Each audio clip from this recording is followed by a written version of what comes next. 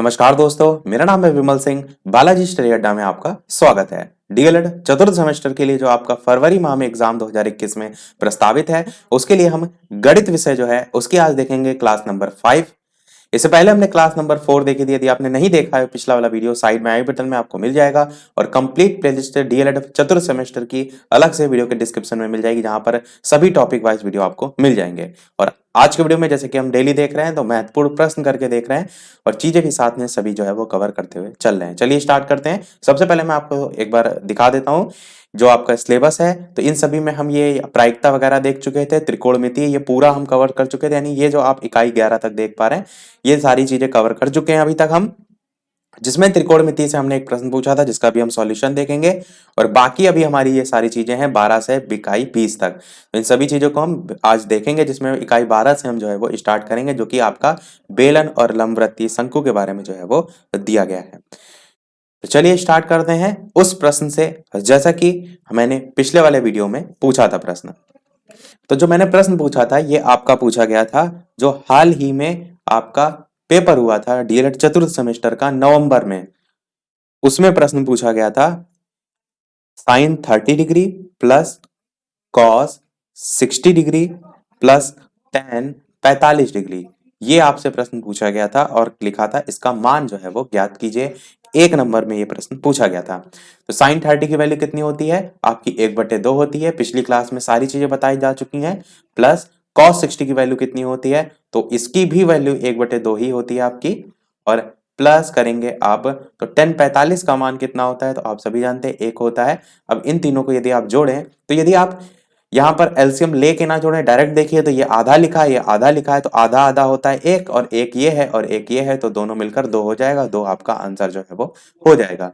दूसरा तरीका है एलसीएम लेके, तो 2 और 2 का एलसीएम लेंगे 2 आएगा, यहाँ पर करेंगे 1 आएगा प्लस 1 आएगा प्लस 1 आएगा, और यहाँ पर कुछ नहीं है तो यहाँ पर हम 1 मानेंगे। 1 2 जा 2, 2 1 जा 2, यहाँ पर आपका 2 आएगा, और 2 3 4 4/2, यानी कि यहाँ से भी आपका 2 आंसर जो है वो आएगा। तो इस टाइप से प्रश्न पूछा गया था। मैंने पहले ही कहा है सीधे मान पर रखने पर आधारित ही आपके पूर्व के वर्षों में पूछे गए हैं। एक प्रश्न हम चतुर्थांश पर आधारित भी देख लेते हैं, जो कि हमने पिछले वाले वीडियो में सारी चीजें बात की थी। तो प्रश्न कुछ इस प्रकार से चतुर्थांश पर आधारित आता है, जैसे कि साइन 41 डिग्री लिखा हुआ है और बटे में आपका इतना मान लिखा होगा कि यदि इन दोनों को जोड़ दें आप, तो मान आपका क्या आए? 90 डिग्री आए। इस टाइप से ध्यान दीजिए, यानी 49 और 41 को आप जोड़ेंगे तो 90 डिग्री आएगा। अब इसको आपको चेंज करना होता है, तो ऊपर या नीचे में से किसी एक को चेंज कर लीजिए। तो साइन 41 डिग्री को अगर आप चेंज करेंगे तो क्या लिख सकते हैं? साइन 90 माइनस थीटा के फॉर्म में। तो 90 डिग्री माइनस आपका कितना माइनस करेंगे? 41 आएगा, तो 49 डिग्री आएगा माइनस करने पर। नीचे आपका कॉस 49 का ही मान ऐसे का ऐसा ही रखा रहेगा। अब आपका साइन 90 माइनस थीटा क्या होता है? मैंने बताया था चेंज हो जाता है, किसमें चेंज हो जाता है? cos 49 में आपका, यानी कि cos थीटा में चेंज हो जाता है, तो cos 49 आएगा। और बटे में आपका cos 49 ऑलरेडी है आपका, ये आपका ऊपर भी सेम है नीचे भी सेम है, कट जाएगा, बचेगा क्या? आपका 1 बचेगा, और 1 ही आपका जो है वो आंसर हो जाएगा। अब एक प्रश्न आपका और देख लेते हैं, उसके बाद हम स्टार्ट करेंगे नया चैप्टर। और ये जो प्रश्न हम देख रहे हैं ये आपका पूछा गया था बीटीसी के 2018 के पेपर में त्रिकोणमिति से।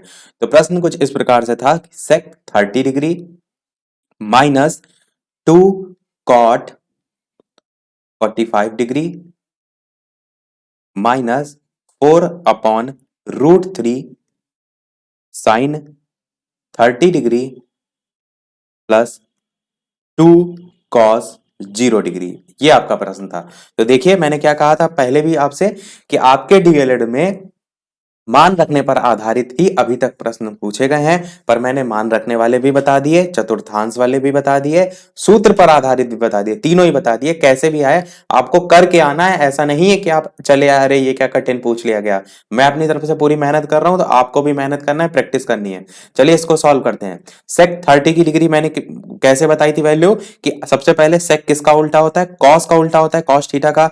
कॉस 30 डिग्री की वैल्यू कितनी होती है? तो √3/2 होती है। देखिए थोड़ा सा मैं आपको रिमाइंड कराता हूं, तो साइन की सभी वैल्यू क्या होती है, 0 होती है, फिर 1/2 होती है, 1/√2 होती है, √3/2 होती है और 1 होती है। मैंने कहा था कि केवल और केवल आप साइन थीटा की वैल्यू सभी याद रखिएगा। अब कॉस की अगर आपको निकालनी है तो आप कैसे निकालेंगे, इससे अपोजिट क्रम में, यानी यहाँ पीछे से चलेंगे तो 1 पहले लिखेंगे, फिर √3/2 लिखेंगे, फिर अब बीच में 1/√2 है तो ऐसे ही रहेगा, यहाँ पर 1/2 आ जाएगा, यहाँ पर 0 आ जाएगा।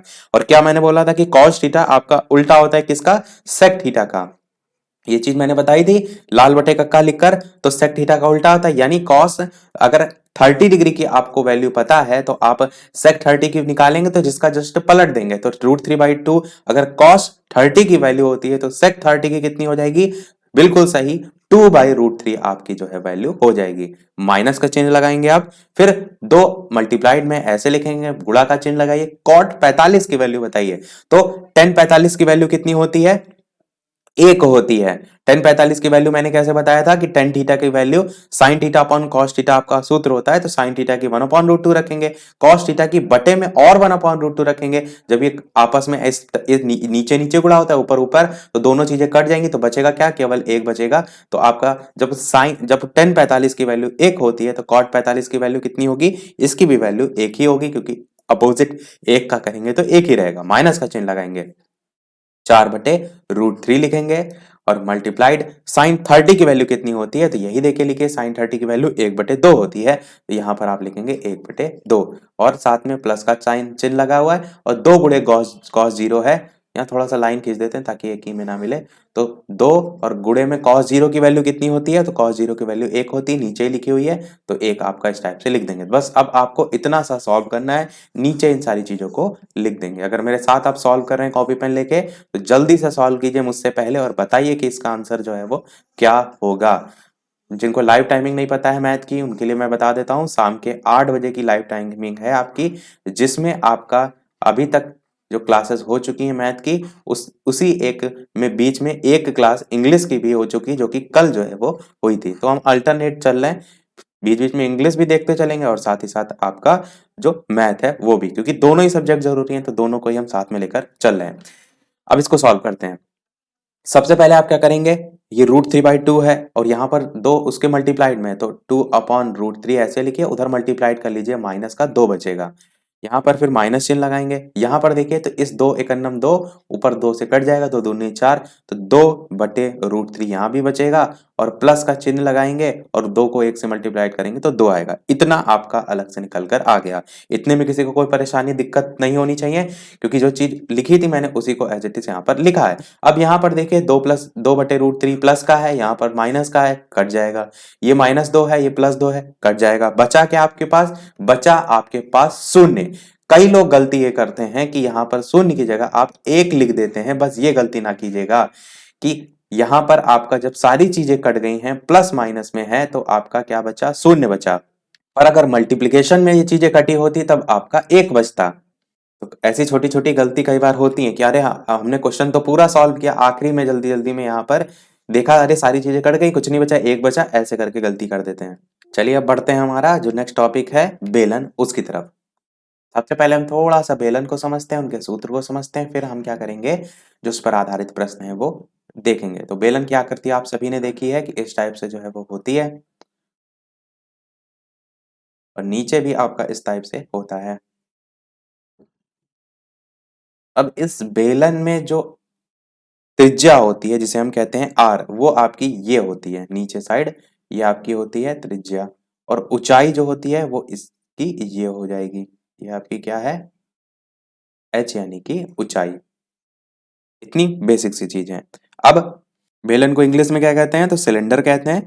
अब बेलन की अगर बात करें तो ये भी टाइप्स के होते हैं, कौन कौन से, एक लंबवृत्तीय बेलन होता है और एक खंडित बेलन होता है, जिसमें आपका parabolic cylinder, hyperbolic cylinder, elliptic cylinder ये सब होता है। पर आपके कोर्स में उतना कठिन नहीं है, पैराबोलिक सिलेंडर वगैरह नहीं है। नॉर्मल जो क्वेश्चन आते हैं वो लंबवृत्तीय बेलन से ही आते हैं, वही आपके प्रश्न में जो यानी आपके कोर्स में दे रखे हैं। लंबवृत्तीय अगर जो बेलन है इसकी आयतन की बात करें, सबसे पहला आयतन क्या आप कहेंगे, तो आप क्या कहेंगे कि यदि बेलन के आधार की त्रिज्या जो है वो r और बेलन की ऊंचाई जो है आपकी h है, तो बेलन का आयतन का सूत्र होता है पाई r स्क्वायर h। सूत्र आप याद रखिएगा, क्योंकि आपके पेपर में डायरेक्ट सूत्र पर ही आधारित प्रश्न पूछे जाते हैं। कोई आपसे नहीं पूछने आएगा कि आयतन क्या होता है, कि वक्र पृष्ठ क्या होता है। आपको सूत्र पता होंगे, सभी वैल्यू दी होगी प्रश्न में, आप एज इट इज वैल्यू को पुट कर देंगे। फिर प्रश्न का एक तरीका यह भी होता है कि बेलन जो होते हैं इनके सिरों का क्षेत्रफल आपको प्रश्न में दिया हो जाता है और ऊंचाई आपको भी दे रखी होती है, और आपसे पूछा जाता है बेलन का आयतन, तब बताइए। अब बेलन का आयतन में आपने पाई आर स्क्वायर एच पढ़ रखा है, पर प्रश्न में आयत जो बेलन है उसके आधार का क्षेत्रफल करके दे रखा है, तो उसको भी समझिए। उसके लिए हम क्या कहेंगे कि बेलन का जो आयतन होता है उसका क्षेत्रफल क्या हो जाएगा, आधार का क्षेत्रफल और गुणे ऊंचाई। तो ये जो आधार का क्षेत्रफल है ये किसके बराबर हो जाएगा, पाई आर स्क्वायर जो हमने ऊपर लिखा है इसके बराबर हो जाएगा इंटू एच। तो यही इससे कंपैरिजन करके जो है वो ध्यान रखिएगा, ऐसा ना हो कंफ्यूज हो जाए कि ये चीज क्या यहाँ पर पूछ ली गई। तो ये आयतन के संबंध में हो गया। फिर हम बात करते हैं वक्र पृष्ठ की, तो फिर वही चीज कहेंगे कि बेलन के आधार की त्रिज्या r है, बेलन की ऊंचाई h है, तो बेलन का जो वक्र पृष्ठ है उसका सूत्र क्या हो जाएगा, तो बेलन के वक्र पृष्ठ का सूत्र होता है 2 पाई आर एच, ये आपका सूत्र होता है। अब यदि इसमें भी बेलन के सिरों का क्षेत्रफल दिया हो और ऊंचाई ज्ञात हो, तो आप क्या कहेंगे वक्र पृष्ठ के लिए कि तब आपका सूत्र क्या हो जाएगा वक्र पृष्ठ का, तो आधार की परिधि, आधार की परिधि गुणे ऊंचाई। अब ये आधार की परिधि जो है ये किसके बराबर हो जाएगी, तो ये 2 पाई आर के बराबर हो जाएगी, और परिधि आप जानते ही हैं। पर कई बार क्या होता है ना कि प्रश्न में डायरेक्ट इसी टाइप से लिखा होता है लैंग्वेज में, वहां कंफ्यूज ना हो, इसीलिए मैंने इस टाइप से भी बता दिया, वरना हमेशा आप देखेंगे तो pi r square h 2 pi r h इसी टाइप से फॉर्मूला होता है। अब बेलन का वक्र पृष्ठ हो गया, बचा हमारा संपूर्ण पृष्ठ। इसमें भी आप क्या कहेंगे कि यदि बेलन के आधार की त्रिज्या r और बेलन की ऊंचाई h है, तो बेलन का जो संपूर्ण पृष्ठ होता है वो होता है 2 पाई r ब्रैकेट में h प्लस r। और इसी को ही हमने जैसे ऊपर बताया कि प्रश्न में आपको दे रखा हो, तो इसी को दूसरे तरीके से भी लिख सकते हैं कि 2 गुणे आधार का क्षेत्रफल, आधार का क्षेत्रफल और प्लस बेलन का वक्र पृष्ठ, बेलन का वक्र पृष्ठ। नीचे वाली जो आपको थ्योरी टाइप से मैं लिख रहा हूं, ये जरूरी नहीं आपको दोनों याद रखना, अगर आपको समझ में दोनों चीज आ रही तो अच्छी बात है, मेन आपका तो फॉर्मूला वही है। पर ये प्रश्न में कई कदार क्या होता है, संपूर्ण पृष्ठ जब पूछा जाता है तो वहां पर आधार का क्षेत्रफल लिख करके लिखा होगा और वक्र पृष्ठ करके लिखा होगा कि बेलन का दे रखा है, आपको संपूर्ण पृष्ठ बताना है। अब आपने संपूर्ण पृष्ठ का formula 2 pi r h plus r रटा होगा, और आप सोचेंगे हम वैल्यू कैसे पुट करें।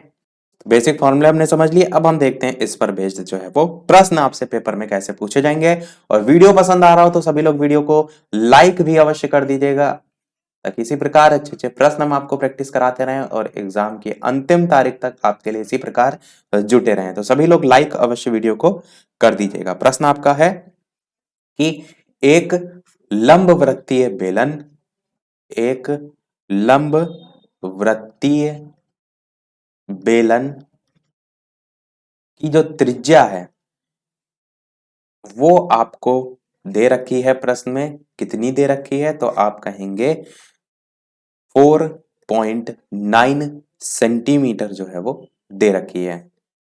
आगे प्रश्न कह रहा है कि उसकी जो ऊंचाई है वो कितनी दे रखी है प्रश्न में, तो आप कहेंगे 10 सेंटीमीटर ऊंचाई दे रखी है।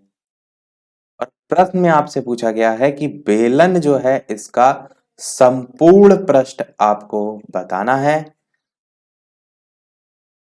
या संपूर्ण पृष्ठ जो है इसका क्षेत्रफल जो है वो ज्ञात कीजिए। इस टाइप से भी आप प्रश्न को कह सकते हैं। अब इसको जो है वो सॉल्व करते हैं, तो सारी चीजें जो दे रखी हैं वो सबसे पहले लिखते हैं। तो त्रिज्या r मैंने बताई थी, बेलन के चित्र में दो ही चीजें दिखाई थी मैंने, एक त्रिज्या दिखाई थी एक ऊंचाई दिखाई थी। तो त्रिज्या आपकी r जो है वो दे रखी है 4.9 सेंटीमीटर, और h यानी ऊंचाई आपकी दे रखी है वो 10 सेंटीमीटर। अब यहाँ पर दोनों चीजें दे रखी हैं, संपूर्ण पृष्ठ का फॉर्मूला क्या होता है आपका 2 pi r h plus are. तो आप लिखेंगे कि बेलन का संपूर्ण पृष्ठ बराबर 2 पाई आर ब्रैकेट में एच प्लस आर, वैल्यू सारी रखी है यहाँ पर, तो 2 गुणे पाई की वैल्यू 22/7 होती है, तो 22/7, और आर जो है यहाँ पर दे रखा है प्रश्न में, तो 4.9 और ब्रैकेट में h प्लस आर यानी कि 10 प्लस 4.9। अब आपको इसको क्या करना है, सॉल्व करना है। और ये सेंटीमीटर संपूर्ण प्रश्न चल रहा है, सेंटीमीटर स्क्वायर में आंसर आपका आएगा। अब देखिए, जो ये आपका ब्रैकेट में दे रखा है 10 4 जोड़ेंगे तो 14.9 होगा, तो हम इसको डायरेक्ट भी लिख सकते हैं। क्या लिख सकते हैं, मल्टीप्लाइड में 14.9। अब इसको सॉल्व करेंगे, गुणा करेंगे, तो डायरेक्ट मैं आपको आंसर बता देता हूं कितना आएगा, 458.92 सेंटीमीटर स्क्वायर। बाकी जोड़ घटाना आप स्वयं से कर सकते हैं, मेन तरीका आपको यहाँ पर समझाने के लिए मैं वीडियो में बना रहा हूँ, बाकी जोड़ घटाना आप स्वयं कर लीजिएगा। अब जब डीएलएड के लेवल पे आप पेपर को सॉल्व करते हैं तो एक चीज का जरूर ध्यान दीजिएगा कि जो आंसर आपका निकल के आया इसको थोड़ा सा आप हाईलाइट करके ऐसा लिखिएगा कि जब एग्जामिनर कॉपी चेक करे तो उसे वो दिखाई दे आंसर। या आप नीचे एक लाइन के तौर पर भी लिख सकते हैं कि अतः लंब वृत्तीय बेलन का संपूर्ण पृष्ठीय क्षेत्रफल इतना इतना जो है वो होगा। तो उससे क्या होता है, जब एग्जामिनर चेक करता है तो कई बार स्पीड में चेक करता है, तो ये आपका जो आंसर होता है वो डायरेक्ट कभी कभी मिलाता है स्टेप की जगह। तो वहां पर थोड़ा सा एग्जामिनर जहां परेशान नहीं हुआ वहां नंबर देने में भी वो परेशान नहीं, अपने आप को नहीं करेगा। तो इसलिए कहा मैंने कि थोड़ा सा उसको हाईलाइट रखिएगा। तो संपूर्ण पृष्ठ का एक हमने क्वेश्चन देखा, अब हम वक्र पृष्ठ का भी देख लेते हैं कि किसी 14 सेंटीमीटर ऊंचाई आपकी दे रखी। मैं क्वेश्चन को शॉर्ट में लिखता हूँ, प्रश्न को मैं पूरा पढ़ के आपको जरूर बताऊंगा। प्रश्न में लिखा होगा कि किसी 14 सेंटीमीटर जो है वो ऊंचाई वाले एक लंब वृत्तीय बेलन का जो वक्र पृष्ठीय क्षेत्रफल है वो आपको जो है वो दे रखा है प्रश्न में। वक्र पृष्ठीय क्षेत्रफल प्रश्न में दे रखा है, कितना दे रखा है, तो आप कहेंगे 88 सेंटीमीटर स्क्वायर जो है वो दे रखा है।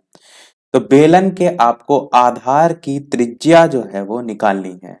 ये आपका प्रश्न है, जल्दी से सॉल्व कीजिए। जब तक मैं सॉल्व कर रहा हूं, बता रहा हूं, समझा रहा हूं कि बेलन के आधार की त्रिज्या आपको जो है वो बतानी है।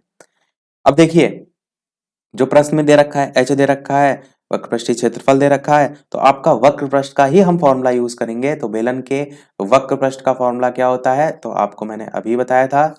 बेलन के वक्र पृष्ठ का क्षेत्रफल होता है 2 पाई आर एच। अभी मैंने बताया था, आयतन भी बताया, वक्र पृष्ठ भी बताया और संपूर्ण पृष्ठ भी। अब यहां पर जो वक्र पृष्ठ है इसकी जगह मान आप कितना रखेंगे, 88। क्यों, क्योंकि प्रश्न में खुद ही कह रहा है कि वक्र पृष्ठ का क्षेत्रफल आपको दे रखा है। तो आप क्या करेंगे, क्षेत्रफल की जगह क्षेत्रफल रखेंगे, फिर 2 गुणे पाई का मान 22/7 गुणे आर आपका प्रश्न में निकालना है। क्लियर है ना कि आधार की त्रिज्या बताइए, तो आर की जगह आर रख देंगे और एच की जगह आपका 14 हो जाएगा। अब आप इसको सॉल्व कर लीजिए। तो यदि आप इसे सॉल्व करेंगे तो एक काम आप ये कर सकते हैं, आर को एक तरफ कर लीजिए, उसके बाद इसको सॉल्व कीजिए। तो आर को आप एक तरफ करेंगे तो ये जो 7 है ये गुणा हो जाएगा इस 88 में, यानी 88 गुणे 7 एक तरफ होगा और बटे में सभी वैल्यू आ जाएंगे, यानी 2 गुणे 22 गुणे 14। अब आप इसको सॉल्व कर लीजिए। तो सॉल्व करने पर देखेंगे ये 22 जो है कितनी बार में जाएगा, तो 22 लगभग आपका 4 बार में 88 आएगा, क्योंकि 22 दूना 44 और 22 तिया 66 और 22 चौको 88, तो 4 बार में आपका आ जाएगा। 7 को काटेंगे 14 से, 7 एक नम 7, 7 दूनी 14 हो जाएगा। इस 2 से इस 2 से 4 भी कट जाएगा, क्योंकि 2 गुणे 2 नीचे 4 आएगा, ऊपर 4 ऑलरेडी था, 4 4 कटेगा, तो बचा क्या, केवल और केवल 1 सेंटीमीटर आपका बचा। तो आप क्या कहेंगे कि अतः बेलन के आधार की त्रिज्या 1 सेंटीमीटर है। और क्या करते हैं, एक प्रश्न हम आयतन पर भी देख लेते हैं, ताकि तीनों टाइप का एक एक प्रश्न हो जाएगा। प्रश्न कह रहे हैं एक लंबवृत्तीय बेलन का आयतन आपको प्रश्न में जो है वो दे रखा है। तो आयतन का मान कितना दे रखा है, 38.5 मीटर क्यूब करके दे रखा है। और साथ ही प्रश्न कह रहा है कि बेलन का आयतन इतना है और बेलन की जो ऊंचाई है वो भी आपके प्रश्न में दे रखी है, वो दे रखी है आपको 1 मीटर। और प्रश्न में कह रहा है कि बेलन की त्रिज्या जो है आपको बतानी है। बेलन की त्रिज्या जो है वो आपको बतानी है, ये आपका प्रश्न है। अब आयतन का बेलन का फॉर्मूला आप लगा देंगे सीधे, जो मैंने बताया था कि बेलन के आयतन का फॉर्मूला होता है आपका पाई आर स्क्वायर एच ये होता है। बिल्कुल आयतन की जगह आयतन का मान रखेंगे यानी 38.5 इधर रखेंगे। पाई की जगह वैल्यू आपके रखेंगे 22/7। आर की वैल्यू कितनी है प्रश्न में, तो एक दे रखी है। ऊंचाई आपकी नहीं, आर की नहीं वैल्यू, एच की वैल्यू दे रखी है। आर तो आपको निकालना है, तो आर की जगह आप आर को ऐसे ही रखिए आर स्क्वायर, और एच की जगह आप रखिए एक। अब इसको हम सॉल्व करते हैं। तो सॉल्व करने के लिए मैंने क्या कहा, आर स्क्वायर का आपका मान निकालना है, तो बाकी चीजों को हम उस तरफ ले चलते हैं। यानी क्या आप करेंगे इसी को नेक्स्ट स्टेप में कि आर स्क्वायर बराबर 38.5 इंटू 7 और बटे में 22 और गुणे 1 करेंगे तो 22 ही आएगा, तो केवल आपका 22 बचेगा। या इसको आप ये भी कर दीजिए, गुणे 1 करिए और ये दशमलव हटाइए और जीरो बढ़ा दीजिए, क्योंकि एक दशमलव हटाने से नीचे जीरो बढ़ा सकते हैं। इसको सॉल्व करने में आपको आसानी रहेगी। अब इतने को आप जो है वो सॉल्व करेंगे। अब इसको सॉल्व करने के लिए आप देखिए, तो अब हम इसे किस संख्या से काट सकते हैं, तो 5 से काट दीजिए। 5 दूना 10 होता है और इसको 5 से काटेंगे तो 5 7 जा 35 होता है आपका, और 3 इधर जाएगा तो 35 होगा। इधर भी 5 7 जा 35 होगा, ऊपर 77 आएगा। अब इस 22 से काट सकते हैं 77 को। 11 दूना 22 होता है और 11 सत्ते 77 होता है। इतना आपको आ गया। नीचे आया 2 गुणे 2, ऊपर आया 7 गुणे 7, और इधर आपका उस साइड आर स्क्वायर था, इस चीज का ध्यान रखिएगा। ऊपर आया 7 गुणे 7 और नीचे आया 2 गुणे 2। इधर जो स्क्वायर लगा हुआ है, जब बराबर के उधर जाएगा तो लग जाएगा अंडर रूट, और अंडर रूट में मैंने बताया था 2 2 का आप पेयर निकालते हैं, यानी जो 2 बार संख्या आई उसको एक बार निकालेंगे तो ऊपर आपका केवल 7 बचेगा और नीचे आपका केवल 2 बचेगा। तो ये 7/2 आपका, चाहे तो इसको और दशमलव में सॉल्व कर सकते हैं, तो 3.5 मीटर आपका ये जो है वो आंसर आ जाएगा। 7 7 का आधा 3.5 होता है, तो बेलन की त्रिज्या आपकी 3.5 मीटर हो जाएगी। इस टाइप से आप तीनों पर ही आधारित प्रश्न कर सकते हैं। तो ये हमने बेसिक लेवल वाले प्रश्न देखे। अब देख लेते हैं खतरनाक प्रश्न, जिसको अगर आपने समझा अच्छे से तो आप किसी भी टाइप का प्रश्न आएगा कर ले जाएंगे। क्योंकि ये प्रश्न जो मैं आपको अब करा रहा हूं ये आपका आया था 2018 में, कि एक रोलर जो है उसका व्यास 2018 में डीएलएड में ही पूछा गया था। एक रोलर जो है इसका व्यास 70 सेंटीमीटर जो है वो दे रखा है, और लंबाई की अगर बात करें तो 2 मीटर जो है आपको दे रखी है। फिर पूछा गया है कि बताइए कि 50 चक्कर में रोलर जो है वो कितने वर्ग मीटर चलेगा। और कुछ लोग कह रहे थे मॉडल पेपर के लिए, तो मैं ये भी बता दूं कि मॉडल पेपर हम ये चीजें खत्म कर लें, उसके बाद मॉडल पेपर सॉल्व करेंगे तो और मजा आएगी। कि चीजें आपने पढ़ रखी हो, फिर आपसे कोई पूछे तो आपको भी इंटरेस्ट आएगा। अभी मैं मॉडल पेपर आपको दे तो दूं, पर चीजें ही आपको नहीं आती होंगी तो फिर मतलब क्या बनेगा उस मॉडल पेपर का। मॉडल पेपर मतलब होता है कि सब चीजें आपने पढ़ ली, उसके बाद आप खुद को चेक करिए कि आपको कितना आता है और कितनी मेहनत की आवश्यकता है। तो जैसे ये मैथ की चीजें खत्म होंगी, पेपर से पहले सभी मॉडल पेपर आएंगे, टेंशन ना लीजिए। और मॉडल पेपर में मैंने जो प्रश्न रखा था इससे पहले, जो आपका अभी 2020 में नवंबर पेपर में हुआ था, एज इट इज वही प्रश्न आपका आया था भी था पेपर में, 2 नंबर का। सोचिए मैंने सीधे प्रश्न कराया था, अगर देख के गए होंगे सीधे सीधे आपके 2 नंबर आए होंगे। देखिए प्रश्न को देखते हैं कि रोलर का व्यास 70 सेंटीमीटर प्रश्न में दे रखा है। यदि व्यास आपका 70 दे रखा है तो त्रिज्या क्या हो जाएगी, तो सदैव ध्यान रखिएगा त्रिज्या जो है वो व्यास की आधी होती है। यानी ये व्यास जो है इसको हम कहते हैं 2r, तो r क्या हो जाएगा आपका 35 सेंटीमीटर हो जाएगा। इतनी बात आपको आ गई। प्रश्न में आगे कह रहा है कि जो रोलर है इसकी लंबाई भी दे रखी है 2 मीटर। अब रोलर का सबसे पहले आकृति आपको समझना बहुत जरूरी है। रोलर की आकृति किस प्रकार से होती है, कुछ इस प्रकार से ही होती है जैसे हमने अभी बेलन को देखा था, कुछ इसी प्रकार से आपका रोलर होता है। आप कहेंगे बिल्कुल। तो यदि यहां पर व्यास हमने निकाल लिया है, यानी ये आपकी जो त्रिज्या जहां पर हम देख रहे थे, त्रिज्या इसी की दुगनी होगी व्यास की। त्रिज्या नहीं, व्यास जो है वो डबल होगा त्रिज्या का। तो ये 70 आपका प्रश्न में ये दे रखा है। और जो लंबाई की बात की जा रही है वो लंबाई इस लंबाई की बात की जा रही है जिसको हमने अभी आपको जब बनाया था स्टार्टिंग में तो क्या बताया था कि ये आपकी जो लंबवृत्तीय बेलन होता है उसकी ऊंचाई होती है। समझ रहे हैं आप? इसलिए यहां पर आपका h की वैल्यू क्या हो जाएगी, वो आपकी हो जाएगी 2 मीटर। पर यदि आप प्रश्न में देखिए तो ये मान सेंटीमीटर में दे रखा है त्रिज्या, इसलिए आप ऊंचाई को भी सेंटीमीटर में ही चेंज कर लेंगे। 1 मीटर जो है इसमें 100 सेंटीमीटर होते हैं, तो आप क्या कहेंगे कि जो 2 मीटर है उसमें कितने होंगे, तो जस्ट इसके डबल होंगे, यानी कि 200 सेंटीमीटर जो है वो आपके होंगे। तो यहां पर हम इसको चेंज करके 200 सेंटीमीटर लिख सकते हैं। इतनी बात आपको आ गई होगी। अब प्रश्न में कह रहा है कि 50 चक्कर में रोलर कितने वर्ग मीटर चलेगा। तो सबसे पहले 50 चक्कर से ज्यादा जरूरी है आपको एक चक्कर में कितना जो है वो चलेगा वो निकालना। और उसके लिए हम क्या निकालेंगे, उसके लिए हम निकालेंगे इसका वक्र प्रश्न, संपूर्ण प्रश्न नहीं निकालेंगे।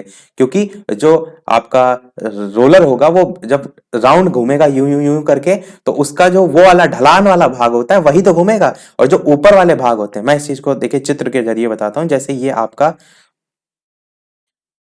आपका मान लीजिए रोलर है।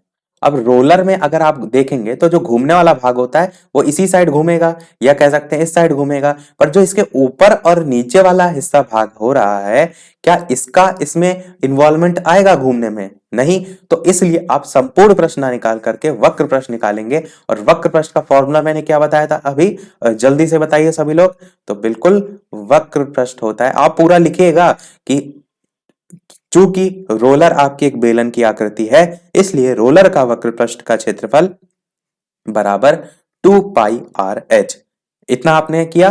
अब यहां पर मान रखिए 2 इंटू पाई का मान 22/7, आर की वैल्यू हमने ऊपर अभी निकाली 35 सेंटीमीटर, तो 35, और एच का मान 200। इतना आपका आ गया। अब इसको सॉल्व करेंगे आप, तो 7 से काट दीजिए इसको, 7 5 से 35। अब 2 गुणे 22 गुणे 5 गुणे 200 आपका कितना आएगा, तो आपका टोटल निकल कर आएगा 44,000। कितना आएगा, यहां से एरो बना देते हैं, 44,000, और साथ ही साथ सेंटीमीटर स्क्वायर, क्योंकि हमने मान सभी सेंटीमीटर में चेंज कर लिए थे। अब वापस से हम क्या करें, इसको मीटर में चेंज कर लेते हैं, क्योंकि प्रश्न में आपको जो मान है वो मीटर में दे रखा था, इसलिए वो वैल्यू छोटी थी, तो आपको गुणा करने में आसानी होगी। यदि अभी आप 50 चक्कर के लिए निकालेंगे तो मान बहुत बड़ा आ जाएगा। तो आप इसे क्या कीजिए, चेंज कर लीजिए।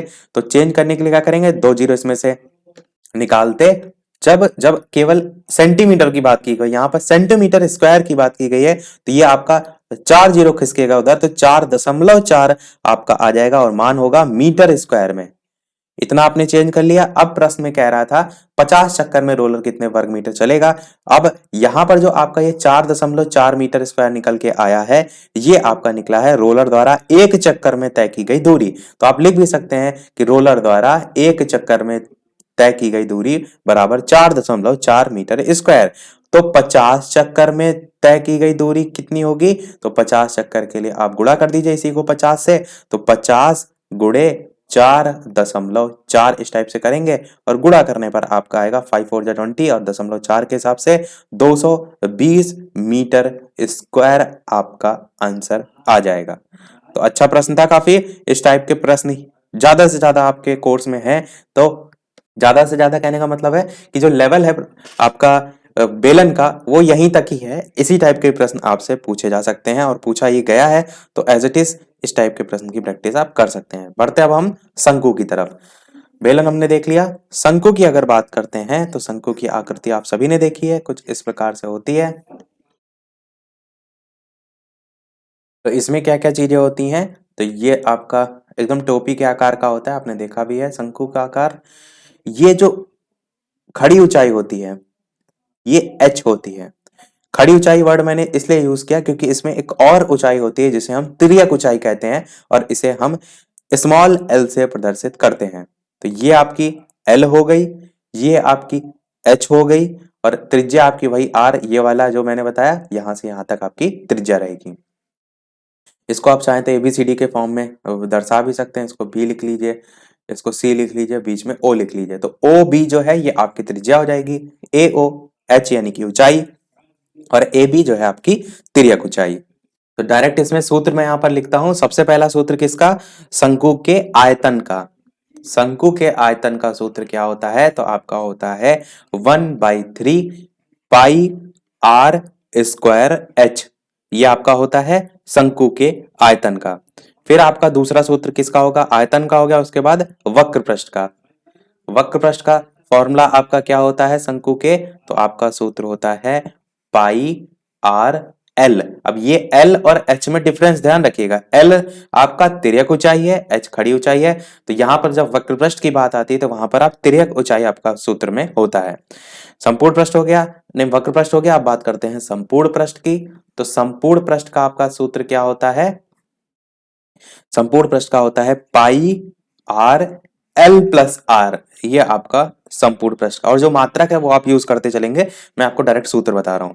और एक और सूत्र होता है, वो होता है तिर्यक ऊंचाई का। ये एक एक्स्ट्रा इसमें जो है आपको देखने को मिलता है।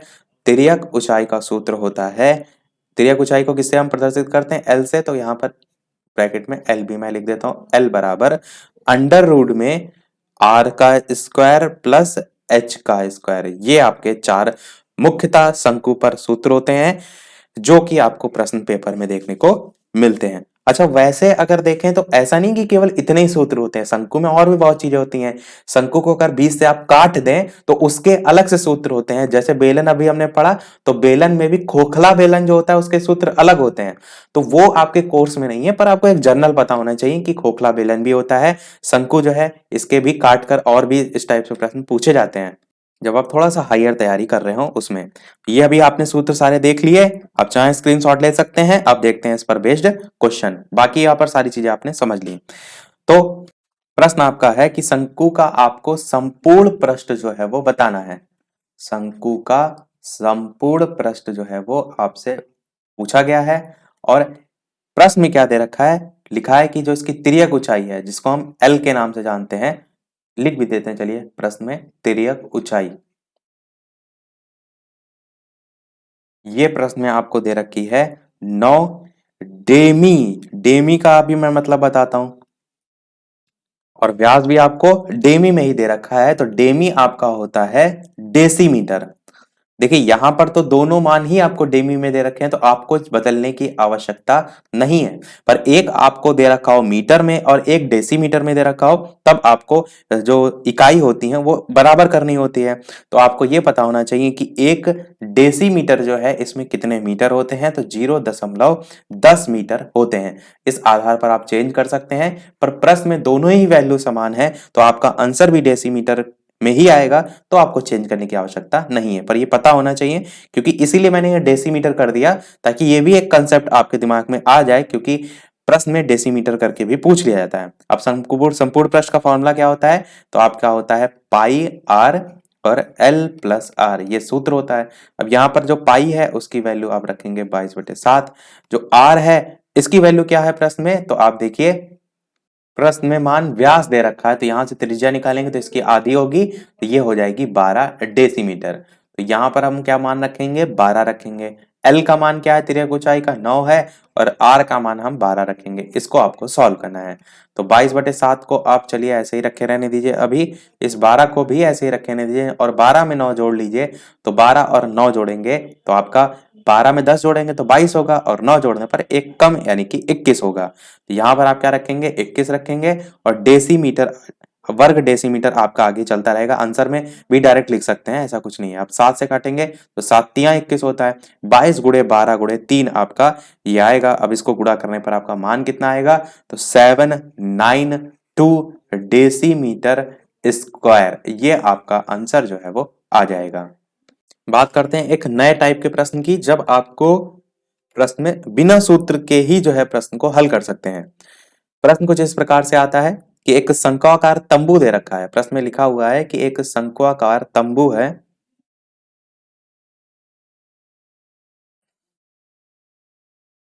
जो कि आपका 10 मीटर जो है वो ऊंचा है। 10 मीटर ऊंचा है। और प्रश्न में ये कहा जा रहा है कि उसके आधार की त्रिज्या जो है वो कितनी है? तो आप कहेंगे 24 मीटर है। 24 मीटर। अब आपको तंबू जो है इसकी तिर्यक ऊंचाई जो है वो बतानी है। ये आपसे प्रश्न में पूछा गया है। अब आप ये सोचेंगे अरे शंक्वाकार तंबू है तो शंकु का ही सूत्र लगेगा, तो ऐसा नहीं है। चित्र से आपको समझ में आ जाएगा।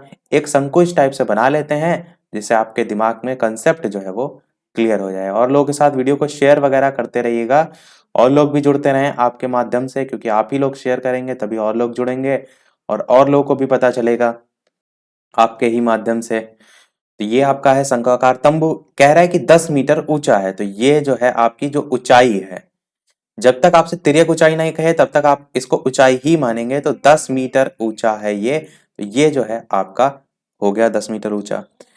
आगे कह रहा है आधार की त्रिज्या दे रखी 24 सेंटीमीटर। तो आधार की त्रिज्या का मतलब नीचे त्रिज्या होती है, तो ये आपको 24 जो है वो दे रखी है। और तंबू की तिर्यक ऊंचाई यानी कि ये एल आपको बतानी है। अब आप देख रहे हैं ये जो है आपका एक समकोण त्रिभुज बन रहा है, और यहाँ पर कर्ण का मान जो है वो पूछा गया है, और लंब जो है ऑलरेडी आपको दे रखा है, और जो आधार है वो भी आपको दे रखा है। तो क्या जरूरत है आपको सूत्र लगाने की, जब इसका आंसर पाइथागोरस प्रमेय से ही जो है वो निकाला जा सकता है। तो कर्ण का स्क्वायर बराबर लंब का स्क्वायर प्लस आधार का स्क्वायर आप लगाएंगे। कर्ण का मान आपको निकालना ही है, एल का स्क्वायर लिख सकते हैं। लंबाई आपकी 10 दे रखी है, 10 का स्क्वायर करेंगे तो 100 होगा। आधार आपका 24 दे रखा है, 24 का स्क्वायर 576 होता है, और 100 और 576 जोड़ेंगे तो आपका आएगा 676। और जो स्क्वायर में मान है इधर आएगा तो अंडर रूट में आएगा एल का मान, और 676 को जब बाहर निकालते हैं तो ये 26 का स्क्वायर होता है, तो एल का मान आपको 26 जो है प्राप्त हो जाएगा। तो 26 मीटर आपका आंसर जो है वो हो जाएगा। आसान प्रश्न था, बस मेन चीज था ये भी एक कंसेप्ट आपके दिमाग में डालने का कि इस टाइप के भी प्रश्न आ सकते हैं, कि जहां पर आप उस आकृति को देखकर आकृति का ही सूत्र ना लगाना शुरू कर दीजिएगा। प्रश्न में एक शंक्वाकार की जगह एक बेलनाकार भी लिखा जा सकता है, तो चित्र बनाकर समझिए तो कि वो पूछ क्या रहा है। ऐसा नहीं कि आप रायतन और ये वक्र प्रश्न संपूर्ण प्रश्न रट के गए और वहां सूत्र लगाने में जुटे, आंसर नहीं आ रहा, अरे क्या हो गया, हाय तौबा कर रहे हैं। तो ध्यान रखिएगा। बढ़ते हैं अगले प्रश्न की तरफ। अब देखते हैं प्रश्न आपका धारिता करके लिखा रहता है उस पर आधारित। प्रश्न में आपको लिखा होगा कि एक शंक्वाकार बर्तन की जो धारिता है वो दे रखी है आपको कितनी, तो आप कहेंगे 616 सेंटीमीटर क्यूब दे रखी है। और कह रहा है कि त्रिज्या भी इसकी दे रखी है। प्रश्न में कितनी दे रखी है, 7 सेंटीमीटर दे रखी है, और पूछा गया है आपसे बर्तन की ऊंचाई बताइए। अब आप सोचेंगे कि यहां पर शंक्वाकार दे रखा है, ये तो हमको समझ में आ रहा है, पर ये धारिता क्या है, और बर्तन की ऊंचाई हम धारिता को क्या समझकर लगाएं, तो धारिता आपका होता है आयतन। इस प्रश्न को बस मेन कराने का उद्देश्य था कि ये चीज भी आपको समझाना कि कई बार प्रश्न में आयतन को धारिता लिख दिया जाता है, तो आप कंफ्यूज ना होइएगा। आयतन का ही सूत्र आप लगाएंगे तो आयतन को ब्रैकेट में लिख भी सकते हैं धारिता, और बराबर होता है आपका सूत्र क्या आयतन का, 1/3 pi r square, pi r square h. बार बार सूत्र को बोलिए, रिपीट करिए, तो उससे भी याद हो जाता है अगर आपको नहीं याद है।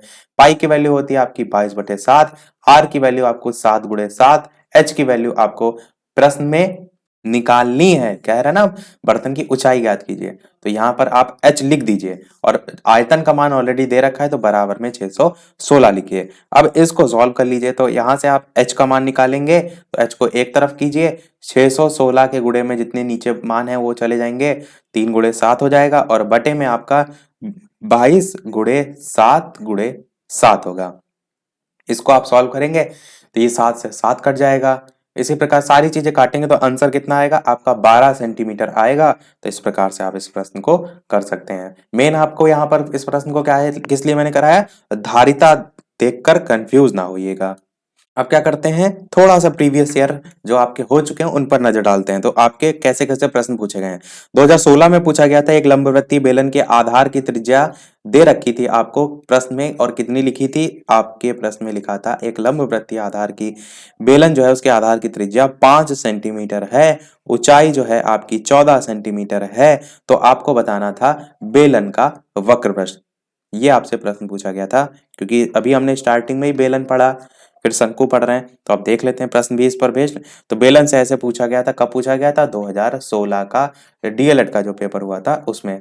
अब आप क्या करेंगे, इसको कैसे सॉल्व करेंगे, आप जानते हैं बेलन का वक्र पृष्ठ फॉर्मूला क्या होता है, 2πr/h होता है। मान सारे रख दीजिए, 2 गुणे पाई का मान 22/7, आर का मान आपका त्रिज्या 5 दे रखी है 5, और एच ऑलरेडी 14 दे रखा है। अब इसको सबको आप देखिए तो सॉल्व कर सकते हैं, 7 से इसको काट दीजिए, 7 दूना 14, तो 22 दूना 44, 44 गुणे 5 गुणे 2 करेंगे तो 440 आपका आएगा आंसर।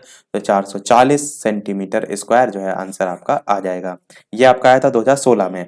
फिर देखते हैं आपका शंकु पर आधारित आया था 2017 में। लिखा था प्रश्न में कि एक शंकु के आधार की त्रिज्या आपको प्रश्न में जो है वो दे रखी है, कितनी दे रखी है, 3.5 सेंटीमीटर दे रखी है, और ऊंचाई कितनी दे रखी है, तो 12 सेंटीमीटर दे रखी है, और पूछा गया था शंकु का आयतन क्या होगा। अब यहां भी आप सभी जानते हैं, पूछा गया था ये 2017 डीएलएड में।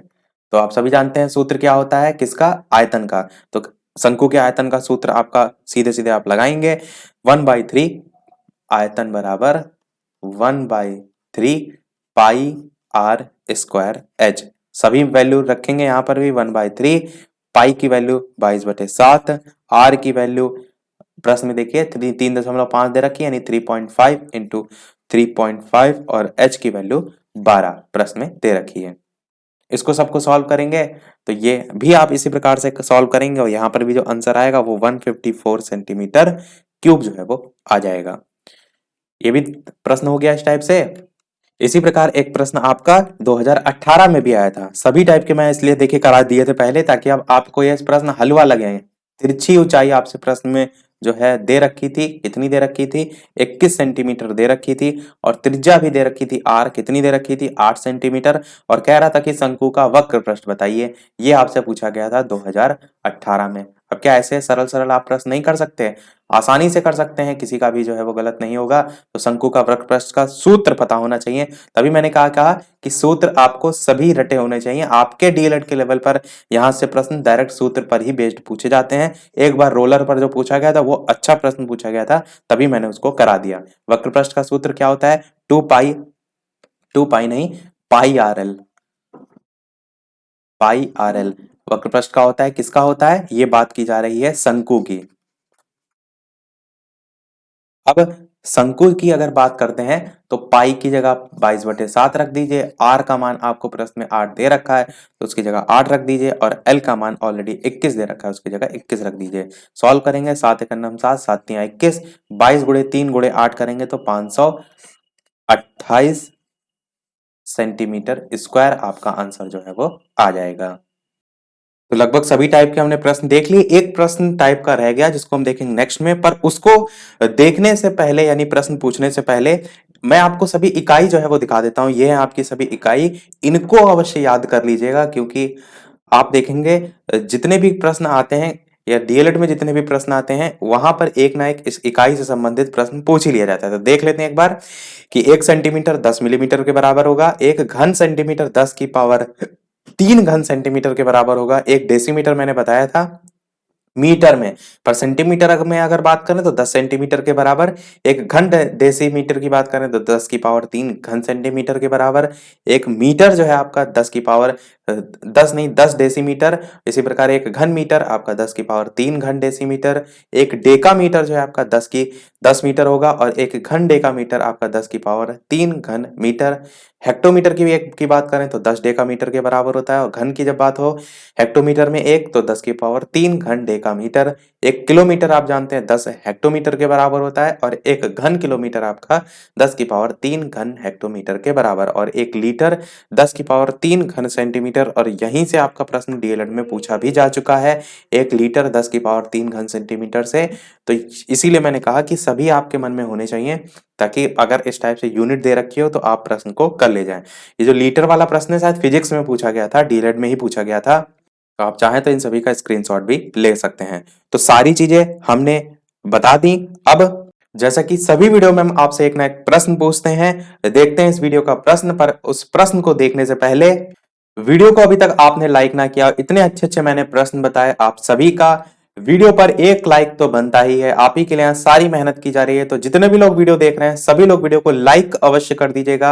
आप एक लाइक से मुझे मोटिवेशन मिलता रहे। चैनल पर नया हो तो सब्सक्राइब करके भी अवश्य जुड़ जाइएगा ताकि आगे आने वाला कोई वीडियो आपसे मिस ना हो। और टेलीग्राम चैनल से नहीं जुड़े हो तो वीडियो के डिस्क्रिप्शन में आपको लिंक मिल जाएगी, सर्च करके भी बालाजी स्टडी अड्डा टेलीग्राम से जुड़ सकते हैं। लाइव टाइमिंग भी मैं बता देता हूँ, जो इस समय टाइमिंग चल रही है वो है शाम के 8 बजे जो है वो मैथ की, और सुबह के 11 बजे आपका विज्ञान। 3 वीडियो में हम कोर्स कंप्लीट करा चुके हैं। कल से आपका एसएसटी जो है वो स्टार्ट होगा, और इसी आज जो शाम का 8 बजे है इसी में इंग्लिश की भी एक क्लास हो चुकी है जो आगे भी आपको देखने को अल्टरनेट डे पर मिलती रहेगी। तो देखते हैं आप वो प्रश्न। जैसा कि सभी वीडियो में हम आपसे एक ना एक प्रश्न पूछते हैं, तो इस वीडियो का आपके लिए प्रश्न है बहुत ही अच्छा है, क्योंकि हमने देखी तो सारी चीजें हैं, पर इस टाइप की चीजें आपको 2 टाइप के प्रश्न में जोड़कर करनी होगी। प्रश्न को देखिए क्या कह रहा है कि एक ठोस बेलन का आयतन दे रखा है आपको प्रश्न में 448 पाई सेंटीमीटर, और ऊंचाई आपको दे रखी है प्रश्न में 7 सेंटीमीटर। तो इसका पृष्ठ क्षेत्रफल क्या होगा ये आपसे पूछा गया है। ए ऑप्शन है 112 pi centimetre square, B option है 240 pi centimetre square, C option 128 pi centimetre square, और D option 176 pi centimetre square. तो सभी लोग कोशिश कीजिए, ट्राई कीजिए, जो भी आपका आंसर आए गलत सही बताइए वीडियो के मेन कमेंट में टाइप करके।